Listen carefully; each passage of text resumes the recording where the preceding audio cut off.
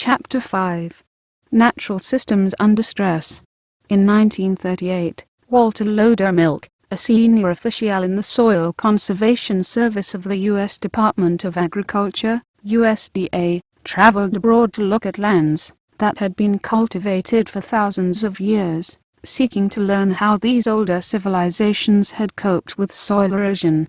He found that some had managed their land well, maintaining its fertility over long stretches of history, and were thriving.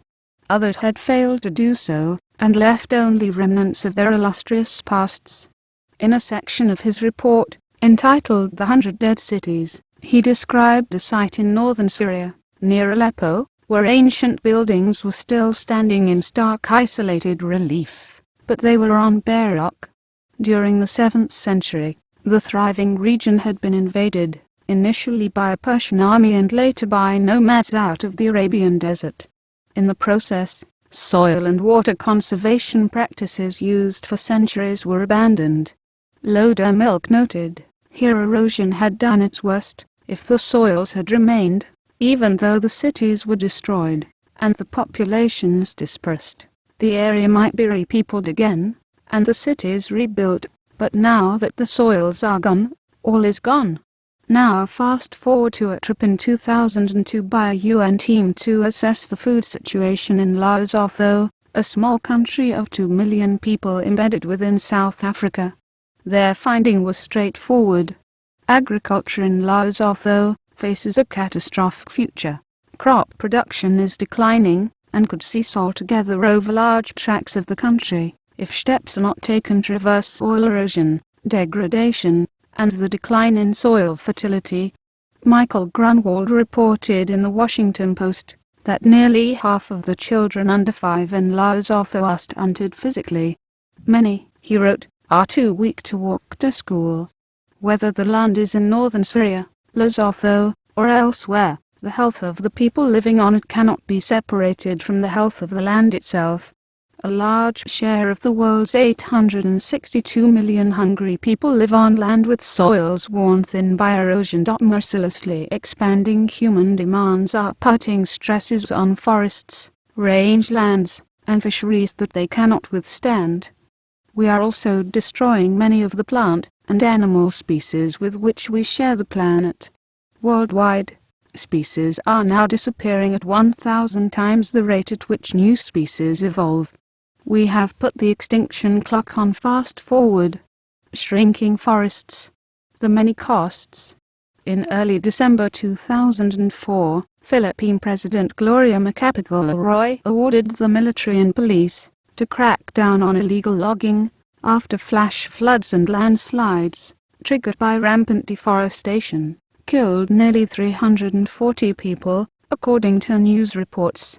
15 years earlier, in 1989, the government of Thailand announced a nationwide ban on tree cutting following severe flooding and the heavy loss of life and landslides.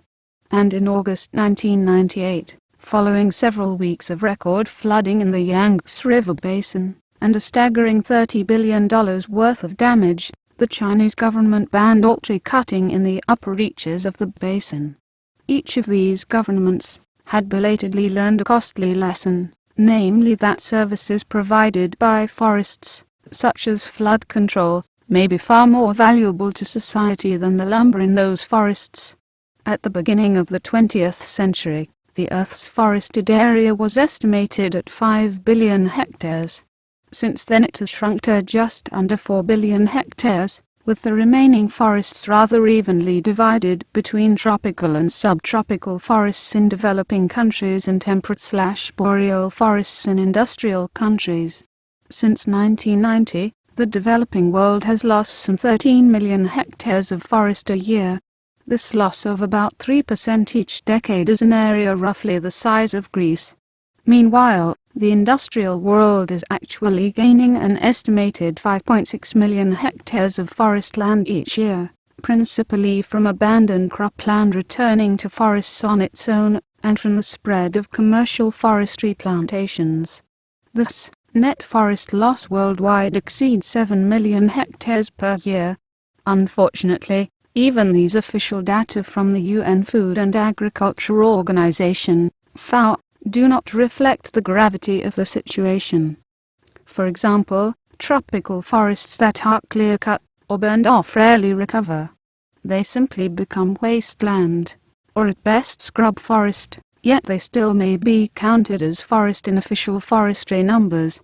Plantations too count as forest area, yet they also are a far cry from the old-growth forest they sometimes replace. The World Resources Institute, RI, reports that of the forests that do remain standing, the vast majority are no more than small or highly disturbed pieces of the fully functioning ecosystems they once were.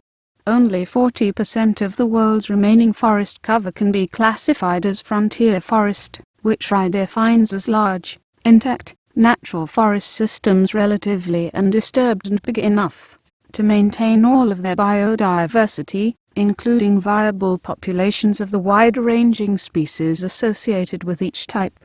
Pressures on forests continue to mount. Use of firewood, paper, and lumber is expanding.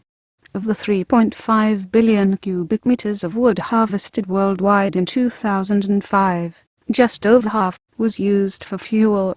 In developing countries, fuel wood accounts for nearly 3/4 of the total. Deforestation to supply fuel wood is extensive in the Sahelian zone of Africa and the Indian subcontinent. As urban firewood demand surpasses the sustainable yield of nearby forests, the wood slowly retreat from the city in an ever larger circle, a process clearly visible from satellite photographs taken over time. As the circles enlarge, the transport costs of firewood increase, triggering the development of an industry for charcoal, a more concentrated form of energy. March Turnbull writes in Africa Geographic Online. Every large Sahelian town is surrounded by a sterile moonscape. Dakar and Khartoum now reach out further than 500 kilometers for charcoal, sometimes into neighboring countries. Logging for lumber also takes a heavy toll, as is most evident in Southeast Asia and Africa. In almost all cases, logging is done by foreign corporations more interested in maximizing a one-time harvest than in managing for a sustainable yield in perpetuity. Once a country's forests are gone, companies move on, leaving only devastation behind. Nigeria and the Philippines have both lost their once thriving tropical hardwood export industries, and are now net importers of forest products.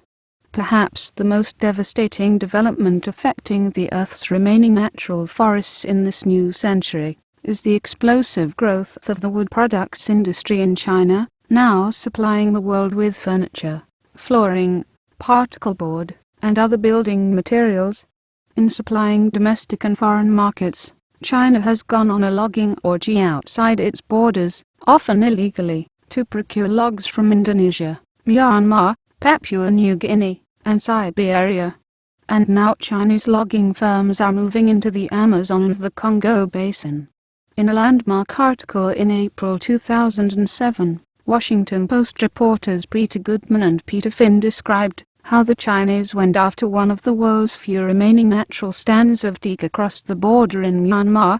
They reported that a Chinese logging boss handed a rice sack stuffed with $8,000 worth of Chinese currency to two agents with connections in the Burmese borderlands. They used that stash to bribe everyone standing between the teak and China. In came Chinese logging crews. Out went huge logs, over Chinese-built roads. Forest Trends, a non-governmental organization consisting of industry and conservation groups, estimates that at the current rate of logging, the natural forests in Indonesia and Myanmar will be gone within a decade or so. Those in Papua New Guinea will last 16 years. Those in the Russian Far East, vast though they are, may not last much more than 20 years. Forest losses from clearing land for farming and ranching, usually by burning, are concentrated in the Brazilian Amazon, the Congo Basin, and Borneo. After having lost 93% of its Atlantic rainforest, Brazil is now destroying the Amazon rainforest. This huge forest, roughly the size of Europe, was largely intact until 1970.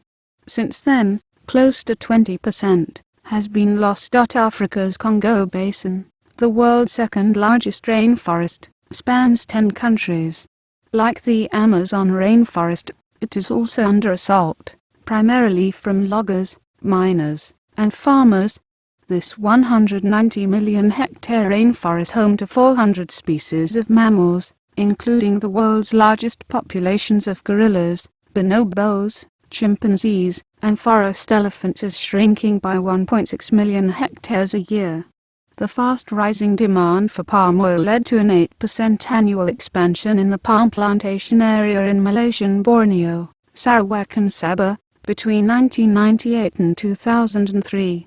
In Kalimantan, the Indonesian part of Borneo, growth in oil palm plantings is higher, at over 11%. Now that palm oil is emerging as a leading biodiesel fuel, growth in oil palm cultivation will likely climb even faster. The near-limitless demand for biodiesel now threatens the remaining tropical forests in Borneo and elsewhere. Haiti, a country of 9.6 million people, was once largely covered with forests, but growing firewood demand and land clearing for farming have left forests standing on scarcely 4% of its land. First the trees go, then the soil. Once a tropical paradise, Haiti is a case study of a country caught in an ecological/economic downward spiral from which it has not been able to escape. It is a failed state, a country sustained by international life support systems of food aid and economic assistance. The biologically rich rainforest of Madagascar, an island country with 18 million people, is following in Haiti's footsteps. As the trees are cut, either to produce charcoal, or to clear land to grow food, the sequence of events is all too familiar. Environmentalists warn that Madagascar could soon become a landscape of scrub growth and sand. While deforestation accelerates the flow of water back to the ocean, it also can reduce the recycling of rainfall inland. Some 20 years ago, two Brazilian scientists, Enia Salati and Peter Vos, pointed out in Science that when rainfall coming from clouds moving in from the Atlantic fell on healthy Amazon rainforest, 1/4 of the water ran off and 3/4 evaporated into the atmosphere, to be carried further inland to provide more rainfall. When land is cleared for grazing or farming, however, the amount that runs off and returns to the sea increases, while that which is recycled inland falls alarmingly. Ecologist Philip Fernside, who has spent his career studying the Amazon, observes that agriculturally prominent south-central Brazil depends on water that is recycled inland via the Amazon rainforest. As more and more land is cleared for grazing and farming, the forest begins to dry out. At some point, the weakened rainforest becomes vulnerable to fire as lightning strikes. As the Amazon rainforest weakens, it is approaching a tipping point beyond which it cannot be saved. A similar situation may be developing in Africa, where deforestation and land clearing are proceeding rapidly as firewood use mounts, and as logging firms clear large tracts of virgin forests. In Malawi, a country of 14 million people in East Africa, forest cover has shrunk by nearly a quarter since the early 1970s, a loss of up to 1 million hectares. The cutting of trees to produce charcoal and to cure tobacco is leading to a sequence of events paralleling that in Haiti. As the trees disappear, rainfall runoff increases and the land is deprived of the water from evapotranspiration. Consulting hydrogeologist Jim Manscombe notes, driven by energy from the sun, the trees pump water from the water table, through the roots, trunk and leaves, up into the atmosphere through the process of transpiration. Collectively, the forest pumps millions of liters of water daily to the atmosphere. Given the local climate conditions, this evapotranspiration translates into some rainfall, helping to sustain crops. When the forests disappear, this rainfall declines and crop yields follow. More and more countries are beginning to recognize the risks associated with deforestation. Among the countries that now have total or partial bans on logging in primary forests are China, New Zealand, the Philippines, Sri Lanka, Thailand, and Vietnam. Unfortunately, all too often a ban in one country simply shifts the deforestation to others or drives illegal logging,